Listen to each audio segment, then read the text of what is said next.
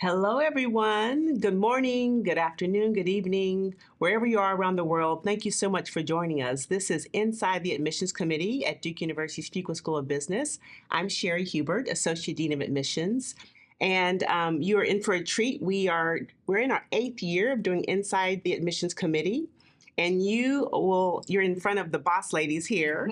I'll have them introduce themselves in a moment and share a fun fact.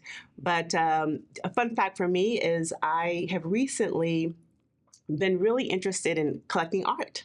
And it started when on my trip, actually it was a recruiting trip to Lagos, Nigeria, and found these beautiful pieces of artwork and started to think about trying to educate myself more. So I've been going all around the world and in all kinds of cities that I travel to, picking up pieces of art that really speak to me and bring me joy. With that, I'm going to let my distinguished panelists here introduce themselves, their fun fact, and then I'll share a little bit of an overview of what you have in store for this morning. All right. Yes, thank you, boss lady.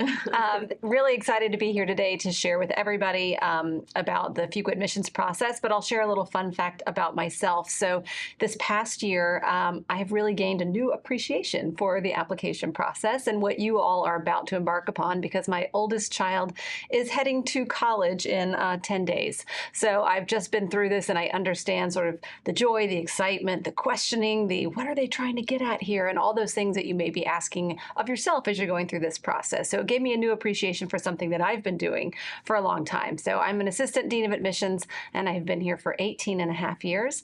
And again, every year is exciting. I'm thrilled to be here. And a lot of what I learned from Sharon, who was here before me. Yeah, thank you, Allison. That's so sweet of you. Hello and good morning, everyone. My name is Sharon Thompson, an assistant dean of admissions also. And I would like to share that I'm really excited to be celebrating my 25th anniversary here at Fuqua.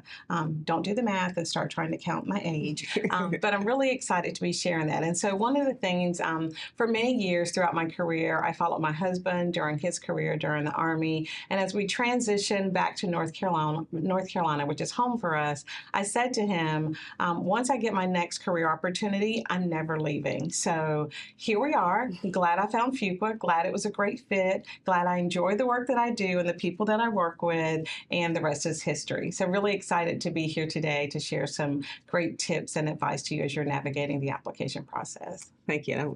I'm so glad you're here too. So what we'll talk about during the next hour is, one, what's new with the application, the Fuqua application, as you're on your journey. And I know you're all in probably different parts of that journey, how to approach the application. That's when we'll get into the details of the different sections of the application and how you should approach it, some tips and insights. And then we'll talk about what happens after you apply. I know that's a curtain sometimes, and it feels a little bit like, hurry up and then wait. And so you'll get an inside view of what happens on our side once you do apply. And then we'll open up for Q&A. In the meantime, please begin to put your questions in the Q&A section.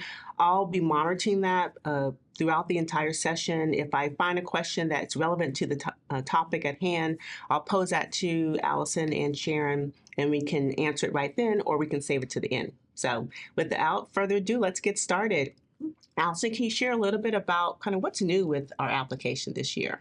Yeah, like I mentioned, every year is kind of different here. And it's one of the things I like about my role, because we every year we kind of look back and say, what can we do differently? How could we make this easier for applicants? So a couple of things that are new in the application this year. The first change is in our interview process.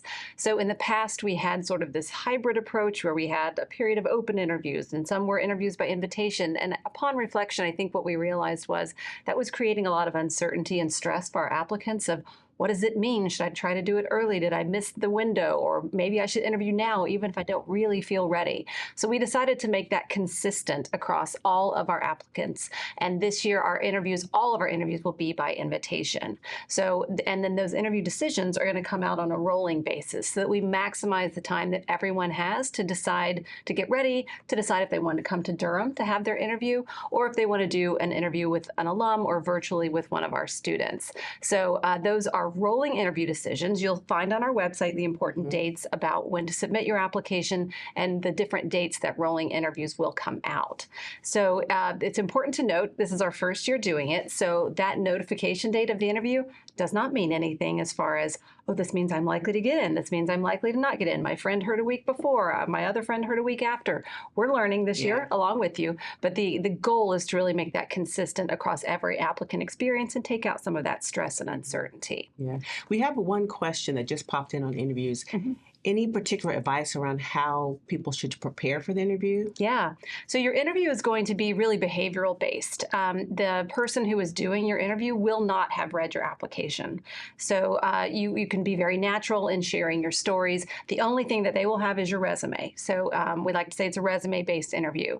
You might interview with a second-year admissions fellow, or you could interview with an alum of the program. So prior to your interview, I think just be familiar with what you have shared in your application about what your career goals are, be familiar with your resume. And probably my biggest piece of advice is to prepare a 60-second tell me about yourself. I think that's one. It's usually the first question. People are nervous and you can ramble when you're nervous. So sort of nail down that 60 seconds so that you're ready to start the interview on a positive note. Yeah. And then for Sharon, for you, a question came in with the Duke MBA workshop and some of our diversity weekends. And for those who may be familiar, we've interviewed in the past. How will that change? Yeah, so this year is part of, and I'll talk a little bit later about our diversity events that we offer in the fall. So this year it'll be a little bit different. So if you attend one of the diversity weekends in the fall, we're going to switch our programming and offer some interview workshops, some resume building workshops and things like that, some additional programming to allow you to gain some additional insight into the process, but also to allow you to really immerse yourself in the weekend and really get to know Fuqua, the community, without the stress and the demands of also preparing for an interview that weekend. And so if you're invited to come to one of these weekends and you attend one of these weekends, we will offer you an interview at a later date that aligns with the application round in which you plan to apply. Okay. And then for early action interviewees or applicants, what should they think about in terms of, are they able to select their interview dates? That was a question that just came in, or is the process just the same for them as any other round? Yeah, it's the same as for any other round. So you have sort of a window of available interview times. When you get your interview decision, you'll have about 2 weeks to schedule that interview. And again, you can choose to do it virtually with an alum, or you can choose to come to campus and interview with a student. Virtual may be with a student as well, but for sure it will be with a student if you come to campus. Perfect. And this was an interesting question. If someone has a relationship with or knows or is a mentee of a current student, should they disclose that so that that person is not their interviewer? Yeah, I think that's a great question. And we do ask throughout the application, if you have connections to Fuqua. So if you include that in your application that you know someone, then yes, we would not match you with them for the interview. Okay, perfect. All the questions for interviews right now.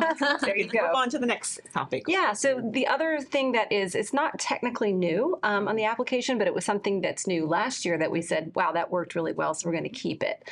So this is a part of the application that we call our optional background information. And there are 3 questions there where we ask you if you identify as the first generation of your family to attend college. We ask if you identify as being from a low-income background. And then we ask you if you are comfortable sharing anything about your background that may not come out in other parts of your application that may be helpful for the committee to know. And these really are to help us get to know you. And it's not in any way a screening of if you share something with me that it's going to be held against you. I think that's really important in the application in general. Nothing that you can tell us is going to hurt you. Everything is taken within the context of the broader application. So when we ask if you come from a first-generation college background, that's giving us an idea of additional hurdles you may have had to come through or additional work that you might have had to do to get to this point. Same with the low-income background. It's really just giving us insight into how you grew up. In the other sort of lived experience where we ask you to share things that are important to you that may not come out in other parts of the application. So this may be, working while you were an undergrad, or maybe your religion is a very important part of your life that has shaped who you are. Maybe you lived in a multi-generational home. Maybe you lived in a combined family. Whatever it is that may be important to shaping who you are, we'd love to hear about that. So that is one section. It's the 3rd question of those 3, where if you are comfortable sharing something, we'd love to hear it. Yeah, because it's optional. It's optional. Yeah, but it's good to give those examples too. There is a question here it's a little bit geared towards the first generation in scholarships. Do we offer any scholarships for first generation learner tribal students from India? And I think that's a really specific question, but generally speaking, how do we think about first generation as we think about scholarships, as we think about merit? How does that factor in? Do you want to answer, Sharon? You can go ahead. Okay. So all of our scholarships are merit-based, so we don't have need-based scholarships, and everybody who applies is automatically considered for a scholarship. So there are some scholarships that are endowed or funded by our alumni that are for specific backgrounds and specific experiences, but everybody who applies is going to be considered for a scholarship, and it is, again, merit-based, and it's going to be based on all the things that we're going to talk about that we look at in the application. Yeah, merit is broadly speaking. Yeah. Okay, perfect. And then Sharon, you want to talk a little bit about our newest partnership that we're so excited about? Yeah. So we're really excited this past July, we joined the consortium as the 24th member school. And the consortium is an organization that's very focused, and their mission is primarily to really advance the diversity of students in the MBA programs as well as in corporate America. And at Fuqua, we have a longstanding commitment to diversity, and this partnership of joining with the consortium really aligned with our current mission and values in terms of how we approach diversity at Fuqua. So we're really excited. What this means for you, if you are interested in applying through the consortium, is that you will have a common application that you can use to apply to multiple schools. There is a core application as part of the consortium application, and then there are Fuqua-specific supplemental questions that are part of the application. We will get your Fuqua-specific materials. The consortium will review the core application, but regardless of how you apply, if you decide, I want to apply directly to Fuqua or I want to apply through the consortium using the consortium application, the evaluation process is the same. The requirements are the same. We will review the same essays that are in the Fuqua-specific component of the consortium application are the same essays that are in the Fuqua-specific application. Now, with the consortium application, they do require 3 letters of recommendation, and to be consistent in our process, we will only review 1 of those letters of recommendation as part of your application, because that's what we require of all of our applicants. We only require 1 letter of recommendation, but we will give you the chance and the opportunity to let us know which one of those letters of recommendation you would like for us to review. There are 2 application deadlines if you apply through the consortium, October the 15th and January 5th, and those deadlines will align with our round 1 and round 2 timeline. And so if you look at our schedule online, you can see the consortium deadlines as well as our Fuqua deadlines and just follow the timeline for round 1 and round 2 for those applications. Yeah. And so this is one question sometimes that I get, and I see someone has actually asked it. Normally we do offer application fee waivers, right? So for those of you attending this, you get an application fee waiver with the exception of the consortium. So can you talk a little bit about the difference there? So with the consortium, there is a structure. You can apply to a number of schools and pay a specific fee. And so application fee waiver for those applying, the Fuqua application fee waiver for those applying through the consortium is not available to you because you will have to follow the consortium requirements in terms of the application fee. But it will, I think, save you in the end if you're applying to multiple schools through the consortium application. And another question that just came in is, does Fuqua have a preference for how MBA prospects apply? Yeah, we don't. We really want you to use the application and the method that really works best for you. One thing I will say that if you are planning to apply in early action, so if you've done your research and you're planning to apply in early action and you were thinking should I use the Fuqua-specific application or consortium, you really will need to use the Fuqua-specific application because remember, our first consortium application deadline is October the 15th, and that deadline will line up with our round 1 deadline. So if you're applying in early action, you'll apply specifically directly to Fuqua, but there's no preference. We want you to apply using the application that makes the most sense and works best for you. Yeah, and the consortium does have a process for referred referred students, right? Yes. So if you decide to apply to Fuqua specifically, and later on you research and learn more about the consortium and you want to be considered as a member of the consortium, then we can work with you. If you are admitted and enroll in Fuqua, then we can actually work with you on the nomination process on the back end to be considered as a member of the consortium. Yeah. And then this is a good distinction, given that we have students from all over the world. The consortium is for U.S. citizens, permanent residents, correct? Yes. The consortium is, specifically, thank you, Shari, for domestic and U.S. citizens and permanent residents. Perfect. Thank you. Thank you. Well, let's move to, those, we've talked a little bit about what's new. Let's move a little bit now I'm ready to apply. What are the components of the application that I need to really think about? Any insights? How to approach it? Do you want to talk a bit about academics and the test? Yeah, so I'll start with that because I think it's the most anxiety-inducing part of the application for everybody. So when we do require a standardized test, so we don't offer application or test fee waivers to the daytime MBA program, but we do accept the GMAT, the GRE, and the executive assessment. We truly do not care which one that you have. And, really our whole process is about providing flexibility and doing the thing that benefits you the most. So if you've taken more than one test and you're like, I don't know if this executive assessment is stronger or this GRE is stronger, you can submit both of them, and we're always going to take the one that helps you the most. There has been a change, as I'm sure many people are aware, in the format of the GMAT in the past year. So previously, last year was called the GMAT Focus. This year it is just, again, called the GMAT. But those who took the GMAT prior to the new format, we still accept the old GMAT. We call it the GMAT Legacy Score. Those are good for 5 years after your test date, so we take both of those. We want to stress that we are aware, as I'm sure you all are learning, that the scale is different for the new GMAT. And so the scores end in 5s instead of 0s, and they're not direct equivalents. So a 700 on the old GMAT is not the same as a 705 on this GMAT, and we know that. So I think there can be some anxiety about, oh, this number looks different than what I've seen traditionally when schools are reporting out. So please be assured that we're very familiar. We've gotten training from GMAC. We know what the new score is about. And we take into consideration the percentiles. Yes, right? We'll look at the percentiles of that score. So that's a good way for you to kind of keep in mind of how this might match up to past scores. And the other part of the academic preparation is your undergraduate experience. So at the time that you apply, we ask for unofficial transcripts. So you don't need to have the official transcripts. If you have them, great, but you don't have to have it until you're admitted.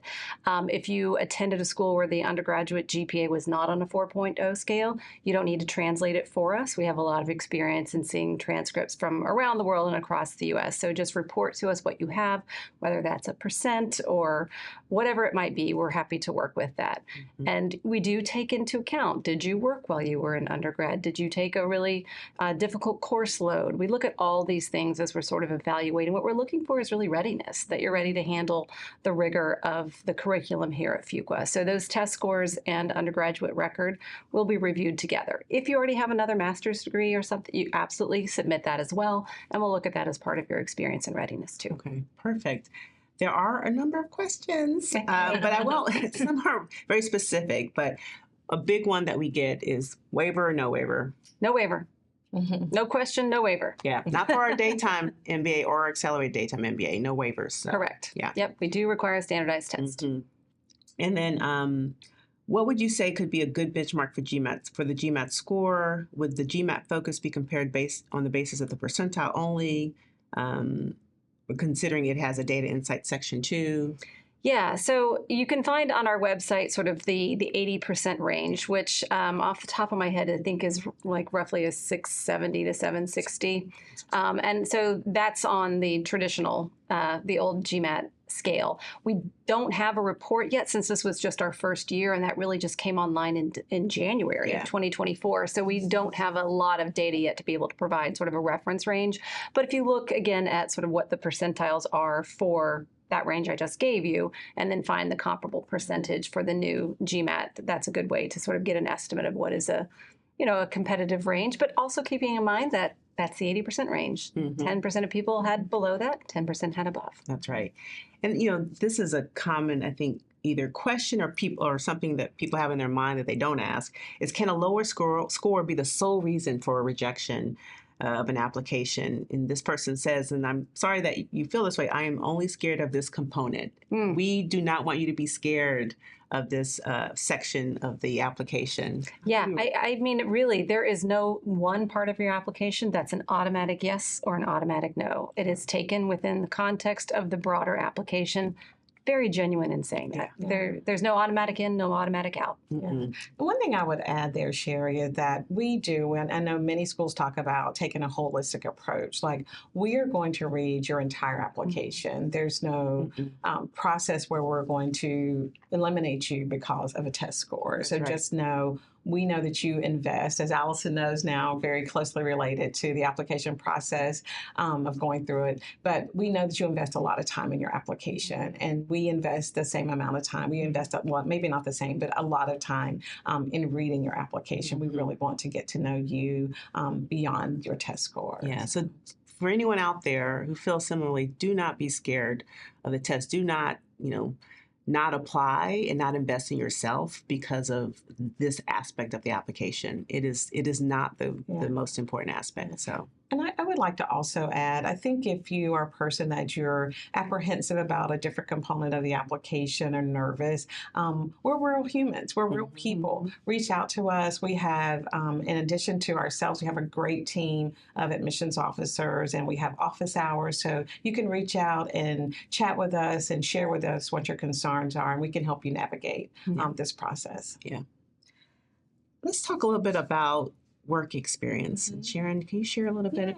Yeah. So continuing on the theme of diversity, as I was sharing earlier, is that we value diverse work experience, all aspects of diversity. I've had candidates ask me in the past, do I need to come from a business background? So we're really looking at the diversity of the experience that our students bring. It's really important to us. Work experience is one of those areas, as all of our areas are important to us. But when you think about business school, it is a time where you are going to be learning and gaining and learning from others, learning from your professors, but it's also a time where you're going to be contributing, right? And you will be contributing things from your past experiences. So you can be in a team discussion, and people will be looking at you because of your past experience to really add some insight into the real world business topic that they may be discussing at that time. So when you think about your work experience, thinking about this is an opportunity for you to bring and contribute to classroom learning, to really enrich the learning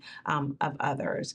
So when we look at work experience and evaluating work experience, we really look at the quality of your work experience over the quantity. You can look at our class profile and see that our students may have an average of 5 years of work experience, but as Allison was sharing about the averages, some will have less than that and some will have more than that. So again, what we're looking for is the quality of your work experience.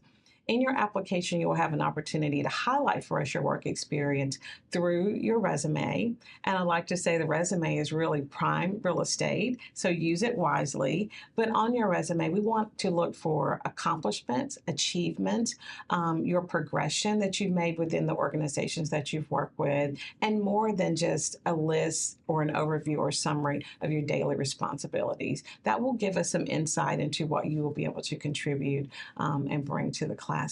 And so, Shari, I don't know if we we do. We do, Sharon. So one person is, would having a career break on a resume negatively impact that person's application? Yeah, not necessarily. I mean, we give you an opportunity. We want to learn more about that career break in your application. We often joke within our admissions committee, don't leave anything for us to second guess, because we're really creative and we can make up some great stories. And I'm sure you want to tell your story instead of having us tell your story. So use the optional essay if there's something about your work experience that you think need additional explanation. So if you've had a gap in employment or if you had a layoff, then that certainly is something that you can highlight and share more about in that optional essay. Well, and I think, Sharon, both of us in our time here have seen there are different things that happen at a macro level. COVID and tech layoffs. I think we're going to see more people coming in with those kinds of experiences. So don't be afraid to talk about it. And what about on the opposite end, if someone has 10 years of work experience, Is that considered too much? Not necessarily. Again, we diverse experience. I think it matters to the student. I mean, understanding the class profile and the cohort that you will be studying with. But we've had students that have more work experience. I think understanding what you will be able to contribute and bring, and also what you're looking to get out of the MBA experience as well. Allison, I don't know if you want to have anything to add, because we do see, and I'll specifically name our veterans. So sometimes our veterans may be on the higher end of work experience, but it translates really well into the classroom environment. I did make some notes. I thought it might be interesting to hear, we get asked a lot. I'm from a non-traditional background. I don't know that there is a traditional MBA background anymore, but I wrote down a couple. We have a woman in this year's class, an incoming first year, who started a travel company to encourage Black millennials to travel more. We have a British Army officer who was in Somalia distributing COVID vaccines and on a peacekeeping mission. We have an individual who did Teach for America and was working inner city Houston as a high school teacher. We have someone who was a football player and who suffered an illness that changed his career trajectory, and he made the switch from football into business. So there are so many different ways that people come to us, and they're all really interesting, and they all contribute to a diverse discussion. Yeah. This question I like is, in case of a promotion or a bonus, if that's announced after submitting the application, can someone update their information later on before a decision is made? And how would they do that? Yeah, I think that's like the broader question of, can I talk to you after I've hit submit? Right. The answer is always yes. This is a two-way process. So if you've gotten a raise, a promotion, you've joined a new organization, you've taken a new test, whatever it might be. Maybe you visited campus after you submitted your application and you learned something new. You can always reach out to us to update your application, whatever it might be. So we have an email address, which we'll mention again, but it's just admissions-info@fuqua.duke.edu, and you can just send us an email. That is a personal inbox. Victoria manages it, and she can make assignments to different people to answer questions if we have them, or make sure that supplemental materials or updates have been added to your application. So this is not a click submit and then sit at home quietly and wait for an answer. Keep the conversation going. Yeah, exactly. Having different roles in different departments in the same company for more than 5 years, is that equally as good as someone having experiences in different companies? Or does it not matter? Yeah, I don't think it matters. Like, again, we are looking for, there's no specific prescription of what your work experience should look like. Again, the quality is there. We will pick up on that. We will see that. One other place that you'll have an opportunity to highlight your work experience. So we talked about the resume and that's what you will put on paper, but you also have the interview. And so when you interview, a big part of that will be your interviewer wanting to know about your work experience and your professional background. So you will have an opportunity to speak to that. So give voice to your work experience through the interview. So be thinking about those examples and things that you want to share, regardless of the background and how long you've been with a company and the roles that you've stayed in. So I don't really think that it matters, right? We're really looking at the quality of what you bring. I have a perfect question for you guys, because another fun fact is that both Sharon and Allison are military wives. And this question comes from someone who says, does the AdCom prefer plain speak language, or does DAFA assist the AdCom with resume interpretation? Should this person avoid acronyms? Either way, ha ha ha. What do you think? Well, we have our whole language of acronyms at Fuqua too, but you don't need to translate it. As with any field, if it's super technical, it's not a common acronym, then spell it out. But Sharon and I both have a lot of experience in the military. So leave your job title as it was. If you were company commander, don't change that to project manager. We know what a typical career progression looks like in the Army, Navy, Air Force, Marine, Space Force. So you don't need to make that translation for us. We don't don't have students involved in the admissions committee per se, but we have an ongoing conversation with DAFA. We have our own experience, and we do train our members of the admissions committee on what a typical military career path looks like. Perfect. And DAFA, for those who aren't aware, is Duke Armed Forces Association. It's the MBA student club for veterans and active military students. Mm-hmm. So wonderful. Great question. Alrighty, so let's move on. Allison, I can't tell you how many questions I have in here about essays. So let's get to it. Yes. All right. So we have, the goal of our application is to get to know you. So we ask questions that we hope are designed to get to that. So there's a short answer question of just, what do you hope to do post-MBA, and what is your plan B? So there we like to see self-reflection. It's succinct. So you have to think through like, okay, in a short frame, I can tell you this is the industry or the job that I want to be in. You don't have to be as specific as this role at this company, but you want to be more specific than like, a manager at a Fortune 500 company. We want to see that you've put in research and you know what an MBA does, and you can speak to that. But the real meat of the application, it's the thing that I look forward to the most when I open an application, is our first long essay, and it's our 25 random things. So this really is a numbered list. We want you to put number 1, number 2, and go through and share different things about yourself, sort of like we shared about ourselves in the beginning, things that may be important to you that have shaped who you are. If you're really interested in art, Shari told us when she shared that fact, not only is she interested in art, but she travels. She's interested in learning new things. Like you get things out of it beyond what you have just written there. Mm-hmm. People go about it in different ways. I actually was in New York 2 weeks ago with an alumni panel sharing how they approached it, and lots of different ways. Some people pick a theme and they'll tie every fact to the number of the list. So 1, the number of bones I've broken. 2, the number of cities I've lived in, whatever.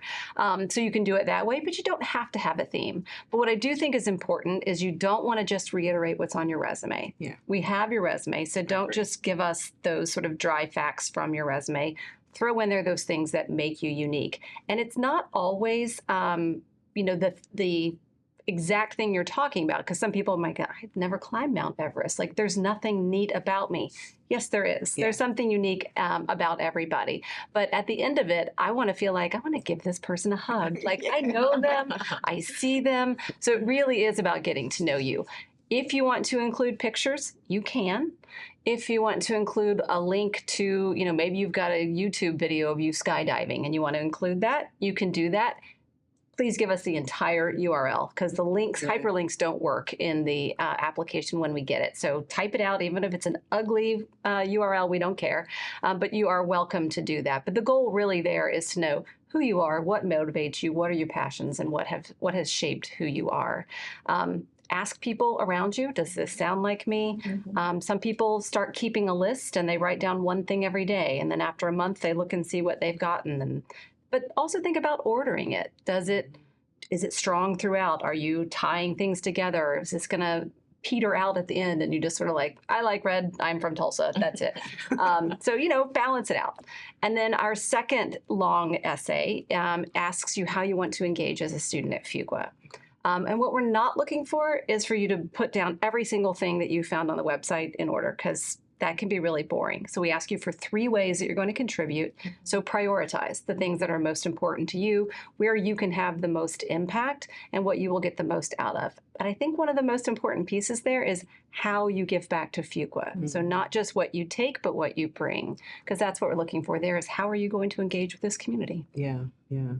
I also like if you connected with our community, let us know. Yeah. Right? Yeah. There are ways to do that formally, but also let us know through those essays. Yeah, and I think doing that authentically and not name dropping, of like, I spoke with Shari Hubert, who told me, this told me about DAFA, and I looked into it, and this is what I learned. Mm-hmm. Yeah, what insight was gained. So I'm going to ask you about Reapplicant's essay. I know we had maybe scheduled some time to talk about that later, but I thought it was just apropos now. For the reapplicants, what should they think about with their essays? How should they do it? So if you are reapplying and you were unsuccessful in previous attempts, we love to see resilience and perseverance. So we do have a reapplicant essay where you can highlight for us the things that have changed since your last application. Maybe you've moved up in your position, maybe you've done some more research on Fuqua, maybe you've taken a new test. Any of those things sort of highlight that for us. Maybe it's just about your process of self-reflection, of saying, last year's application didn't end the way I'd hoped. Here are the things that I thought about, and here are the things that I addressed. So you have that opportunity. We do have your prior year essays when we have a reapplicant. So you have a little bit more real estate if you wanted to add more to something that you didn't include last year. So just think about the things that you would want the committee to make sure to take note of that are different. And as a kind of a helpful hint, if you are reapplying, we do have what we call a cloning process, where we can take all that information that you entered into your application last year and move it into this year's application. It'll save you some time. You don't have to re-enter all the demographic information, and you can update anything. So it will come into this year's application, which you can change if you want to. So you just send us an email and say, I would like to clone my application. Give us about 48 hours, and then your application will be moved over. Okay. What about long-term goals? Should they think about including that in their Plan A, Plan B, or how should they think about a long-term goal relative to a shorter-term goal that might be a Plan A, Plan B? Yeah, I think for everybody, not just reapplicants, that can be incorporated into the other parts of the essays. So that could be in the 25 things. You could talk about the things that you're doing now to prepare to become what you want to, or in your engaging with Fuqua. Maybe you're talking about the consulting club because you want to switch from being in a financial services role to healthcare consulting, for example. So you might talk about the consulting club and the healthcare club, and that helps us sort of see what your long-term goals are as well. Okay, perfect. Well, the next section that I think we'd like to talk about, and that sometimes gives people angst a little bit, is asking for a recommendation, right? So who should they choose to serve as their recommender? And I'll touch upon that, and I welcome your additional insights. But I think one of the biggest pieces of advice, I would say, start early if you can. Think about someone who really knows you. We prefer someone who is a supervisor, current supervisor, or a former supervisor. We recognize that not everyone is being transparent with their current employer about their educational aspirations. So it doesn't necessarily have to be a current supervisor, but it should be someone who has been in a position to evaluate you, either currently or in the past. And I always like to say, start early. Think about the things that you've accomplished. Make it easy for this person to say great things about you. Don't assume that they will say great things about you. So ask them, are you prepared to say some great things about me? Do you really know what I've contributed? Maybe ask them out for coffee or lunch to share with them your objectives for why you want to pursue an MBA, the things that you've accomplished recently to jog their memory. So give them that type of information so that they are equipped to really write a thoughtful and positive recommendation for you, but make sure that they are writing it. So again, ask them, do you have time to do this? If they don't have time, and if they're pushing back saying, well, why don't you write me a draft and nope, that's not appropriate. So, make sure that you're starting early, giving someone advance notice, to asking them if they would write a positive one, giving them what they need to be equipped to do so. Maybe give them an early deadline, right?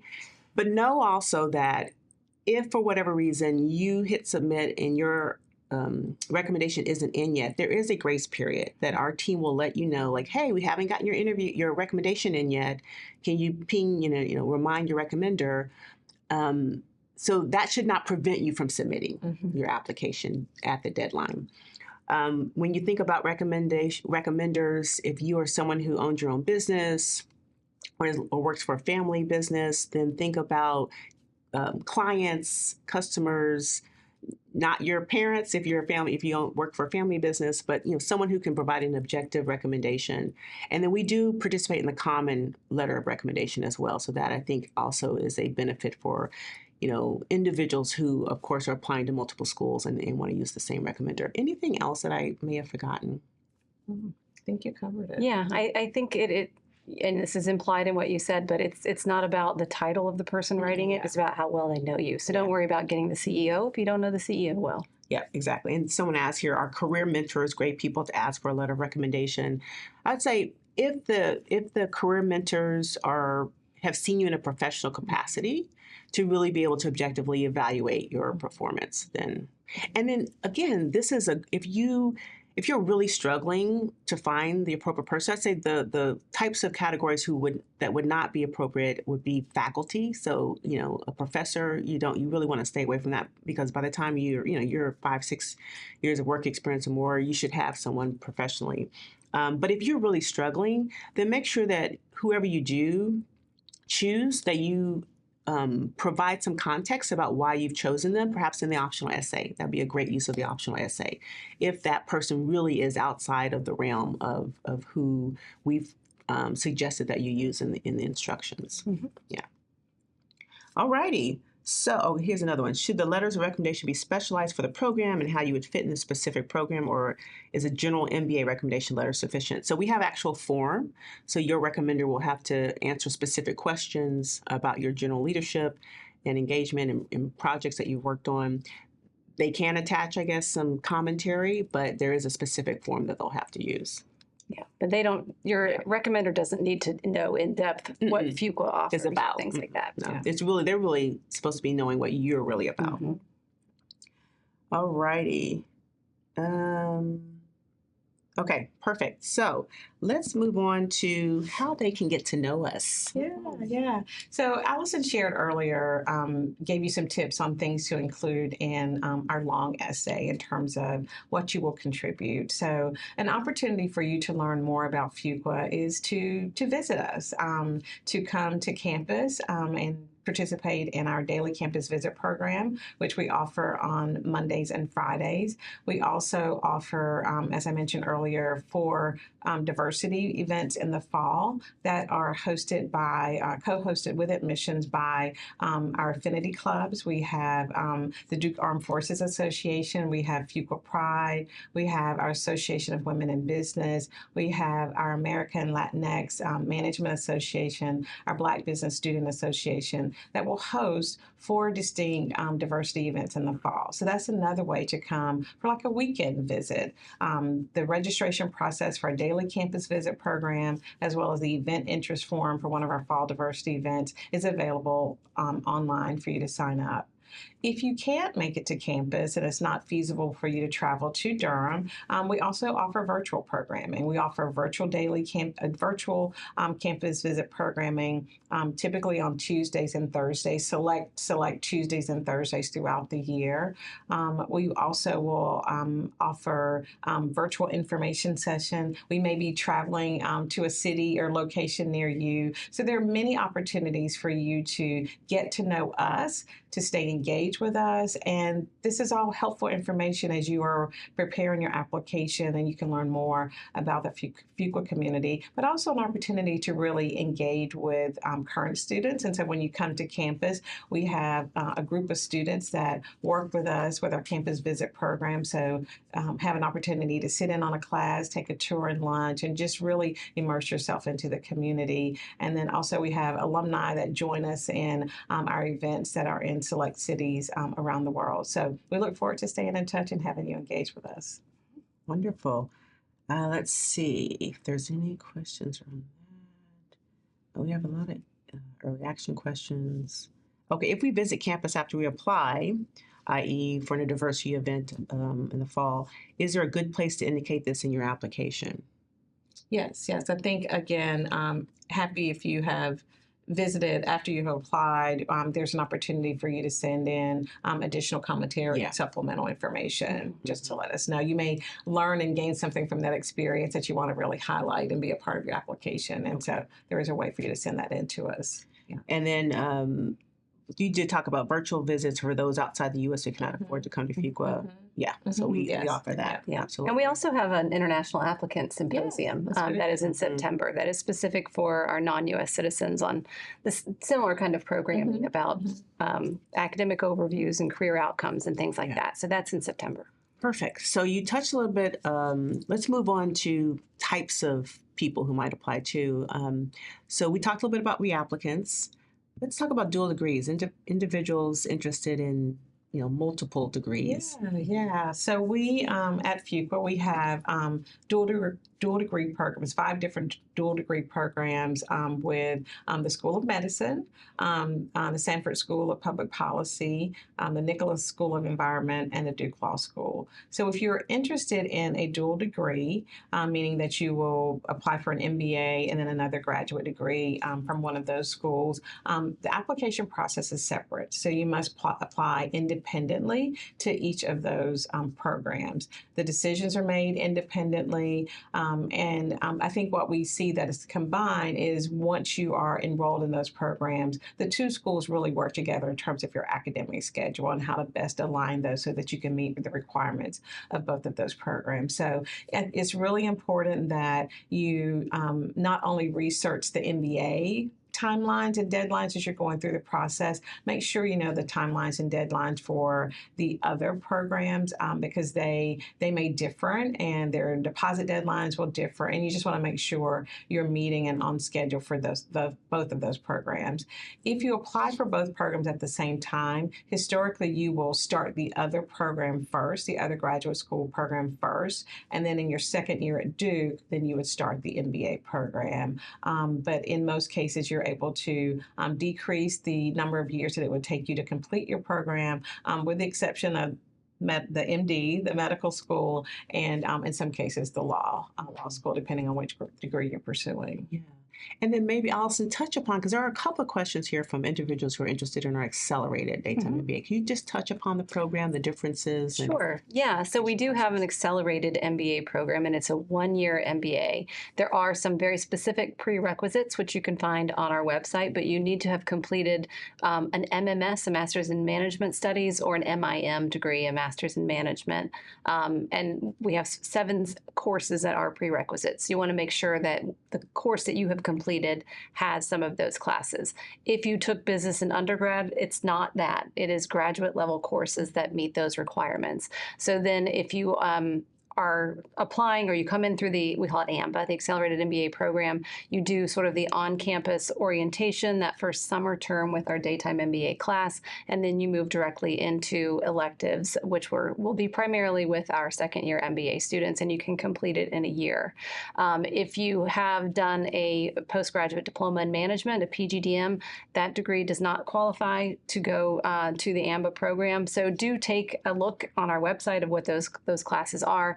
And then Jessica Brown on our team is the primary contact for AMBA. So if you have questions about, does my degree meet the requirements, you can set up a phone call with Jessica to review it. And the program's smaller. The program is smaller. Yeah, it is. It's significantly smaller, but it does participate. It has all the same access to student clubs and to recruiting processes and things like that.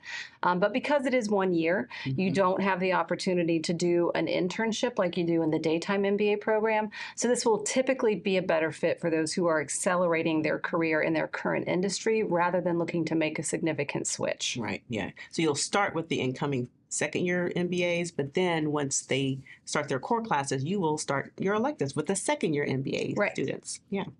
Okay, perfect. So now we've gotten through the majority of the components of the application, and you hit submit. And now what happens? Yeah. So I'll give you, I think, a brief overview, but some of the common questions that we get. So you hit submit, and all of your materials go to our amazing processing team. And like you mentioned earlier, Shari, there's a grace period. So they might look through everything you've submitted and say, I can't really read this transcript. It's fuzzy when they uploaded it. So they might email you and say, could you re-upload your transcript? Or we'll give you, after a couple days, say, hey, your recommender hasn't submitted their letter yet. We are contacting them, but you may want to remind them. So there's this period of sort of double checking that we have everything that we need. If something happens, there's always something that happens. Don't worry. Nothing is held against you if you accidentally upload the same essay twice, for example. That's something that happens. No problem. We get that fixed. Once we have confirmed we have everything we need, then your entire application goes to a single member of the admissions committee. Our admissions committee is very experienced. They've done a lot of reading of applications. So I, for example, would get your application and I'm going to read it beginning to end. I'm going to read everything that you've submitted in, your academic readiness, how you've been involved in your community, your work experience, your essays, And then I make some notes. So everybody reads. There's no system by which we sort of assign applications. And then you come together as an admissions committee and we talk about every application. And if I'm the person who read it, I will say, here's a brief overview of what I learned from the application, and here's my recommendation as it relates to an interview invitation decision. Then the committee as a whole makes a team decision to send the invitation to interview. So you would get that notification, and everybody is notified at the same time on the rolling dates that we've given about the interview process. You would then be matched up with your interviewer, schedule a time, or make your arrangements to come to campus. You have your resume-based interview. The interviewer makes some notes. Those get added to your application. And then a second member of the admissions committee reads it beginning to end, along with the interview, and comes to our whole committee to make a recommendation. And then as a group, we make that decision, and then our admissions decisions are all released at the same day, and it can be an admit, a deny, or a wait list. And I think in our case, a decision of not being invited to interview or being on the wait list, neither is a final decision, and those can change throughout the rest of the application process, often tied to the later application rounds, but sometimes it can happen in between rounds. So as we said earlier, stay in touch with us. As we said, if something changes, give us an update. We'll incorporate that into your application during the review process. And if you find yourself on the wait list, stay in touch with us. Let us know how things have changed and what is going on with you. So always we want to keep those two lines of communication open. Wonderful. All righty, ladies, we have come to the Q&A session, the official one. I know it's actually been helpful that we've been answering questions along the way because there are a ton. So I'm going to apologize up front if we don't get to all your questions, but we'll try and get to as many as we can in the allotted time. So the first question, I think I'm going to take that. It's, are there specific resources for students interested in building their career in the field of private equity? And I would say yes. So we have, a lot of it's through the Duke Innovation and Entrepreneurship Center. There are private equity labs now, there are courses. We have an ETA or Entrepreneurship Through Acquisition Club and also courses there. There's a private equity club. So there are a lot more resources now, robust resources to really support those individuals who either come in with some private equity experience or who are interested in going into the field of private equity and building up those skill sets as a part of their MBA journey. And then we also have the concentration in finance as well, or certificate in finance, I should say. So that even, again, allows you to double down on those skill building abilities. The second question is there an age limit or specific range that applicants should be within for the Duke MBA program? Does age impact the admissions process, or is it primarily focused on the relevance? Yeah, I think, this question may have come in earlier before we answered it, but age is not, a factor. It really is about the experience and the depth of your experience and what you can then communicate to us. Do reference letters from alumni confer any advantage? I think that's a good question. What do you think? Yeah, I mean, it's great insight if you know an alum that can speak to your experience. But again, we want to have a very consistent process, and not all of our applicants will have a recommendation from an alum. So we're going to use that as another data point to provide additional insight into the application. But we still want to be as consistent across the board, since all of our applicants may not have access to an alumni recommendation. That's right. I think you answered this, but just to put a finer nail in our decisions on a rolling basis or on a particular date. I mean, they're on a particular date. Interviews are now interviews are rolling, and we have published hereby dates. So again, I think as we learn in our first year, there may be some wiggle room there, but you have dates by which you will hear, and then our admissions decisions are on set dates, which are published on our website, and you will hear on that day. Would clicking on the given link for this webinar, would clicking on the given link for this webinar from the email and sending this, okay, I'm going to skip that one because I don't know. Oh, this person's asking, we had another question, asking how to qualify and actually obtain the fee waiver. Yes. Thank you. So, no, it's a good question. It's a good procedural question. Yes. So in our online application form, there is a section called application fee. So it's on that left-hand menu. It's near the end. You click on it, and it says, do you qualify for an application fee waiver? If you pick yes, then there's a list of ways that you may qualify, because we also have some partnerships and some different things that can qualify you for an application fee waiver. But attending a fee waiver qualifying event is one of them. So you just click that box, and then it will ask you what event. And it's an open text field. You would type in inside the admissions committee, and you can just put August 7th, 8/7, whatever you want to indicate that. And then that allows our system to match that up with our database of records and attendance on events. Mm-hmm. So then when you go to submit your application, you should not be prompted for an application fee to be paid.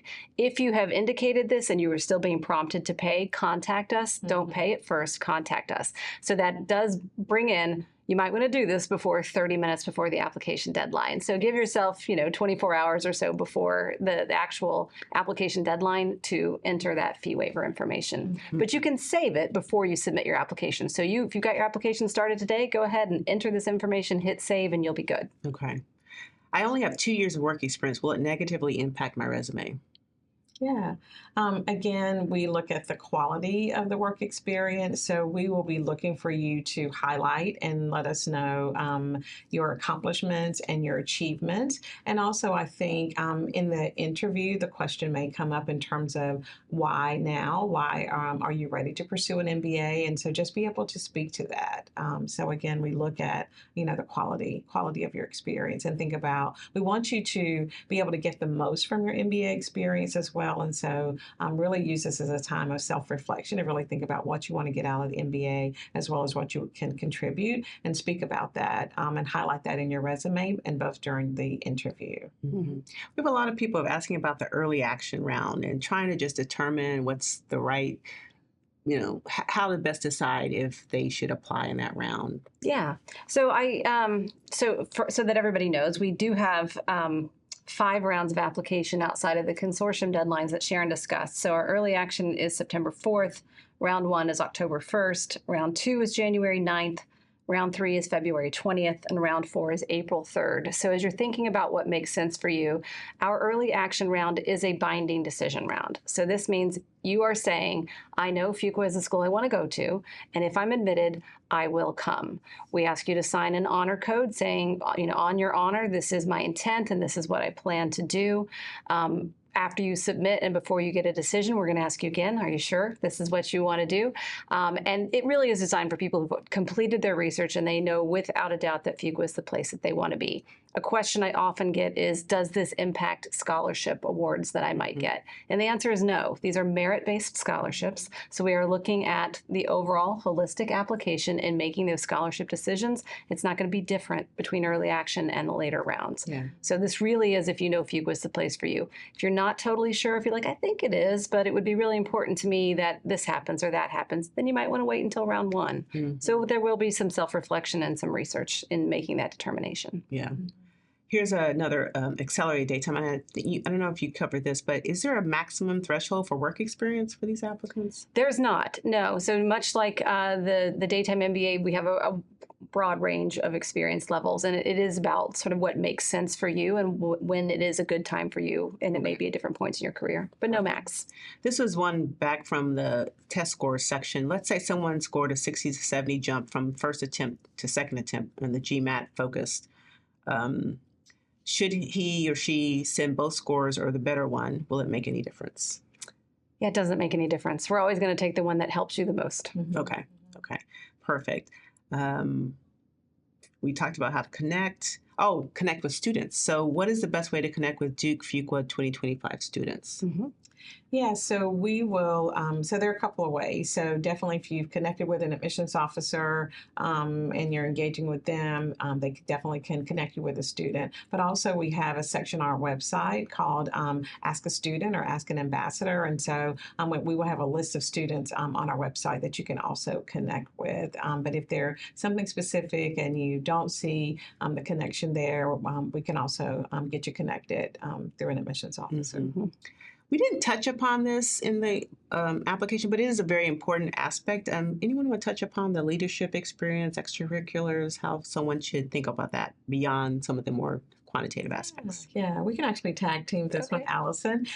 So, if you think about coming to business school, we talk a lot about what you will contribute, what you will bring. And Fuqua is a very collaborative community and one that's very engaged inside and outside the classroom. And so when we're looking for students in terms of who we would like to invite to come and join us here at Fuqua, we're looking at impact. And so when you are putting your application together and thinking about that leadership and involvement component, we want to see that. We want to see, and so please share those examples and of your leadership within, it may start back, you may have some leadership examples from undergrad that you participated in, as well as some post-college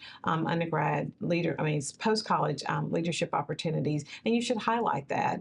So please, that component of the application, please answer it. We've had some applicants to leave that section blank or say, see resume. And we're really asking, so if there's a question on the application, and you should take that time to answer that question. And I would encourage you to think, it may be like something very traditional, Red Cross or something, but it could also be something you do at work outside of your normal job responsibilities. So if you're in a sustainability group or an employee resource group that's not part of your core job responsibility, that should count too. Those are the things that we want to hear about, that you're passionate about and that you're engaged with. Yeah. And it translates once you get here to Fuqua. We have over 60 clubs and organizations. This is a great place to practice, enhance your leadership skills. And so we want to see that leadership that you have from your past experiences and have that really translate to you when you're a student here, that you're also leading our current clubs and organizations, being a part of our MBAA association. So there's numerous opportunities for you to continue building upon your leadership skills beyond what you will learn in the classroom. We have a question. Oh, we're at time, but I'm going to ask, see if you guys can hang in there. I think we can hang in there a little bit. A lot of questions around, what's the average GPA? What's the GRE? You can find all of the information about the statistics of the class profile on our website. So one of the first stops you should go to is to our website to look at what this most recent incoming class looks like, or the past one as well. And that'll give you a sense for perhaps, what the majority of the folks look like. And that'll help you, I think, as you're trying to craft your story. And then I had some questions around careers. And yes, the kind of, the economy has been a little rough for this last year. However, we have such a robust set of resources at Fuqua. We have a career team, the Career Management Center, over 30 professionals working in that center. They have over 100 career fellows. These are second-year MBA students who help our first-year MBA students through the process. There is dedicated sector directors for every potential sector you can think of, who specialize and focus on coaching and working with our students. We have someone also dedicated to our international students, understanding that their career path might look a little differently. But you can go to any of those sector directors. You can go to any of the career fellows. There is a robust curriculum as well, career curriculum that we provide it's mandatory, we provide to our incoming students. Both before you get here, but also while you're here in your first year. So we try and equip you with the resources to not only find that job post-MBA, but 5 years, 10 years down the line, to equip you with the tools so that you will always be in a position to be competitive in the workforce. So with that, there are a ton of questions here. So I think what we'll try and do is, if we can capture these questions, I think we should. We'll make sure that someone on our team can try and answer these questions offline. I want to end by, again, reiterating the information box email that you can also continue to submit these questions to. It's admissions-info@fuqua.duke.edu. I want to thank my colleagues, Sharon and Allison, for joining me. It's been a delight. The time has passed way too quickly. So fast. And I want to thank all of you out there for joining us this morning, afternoon, or evening, but most importantly, for investing in yourself through the pursuit of these wonderful degrees. So with that, we wish you all the best. We hope to see your application. And if you have any questions, again, remember, we're here, we're human, and we are here to help you. Bye-bye. Bye.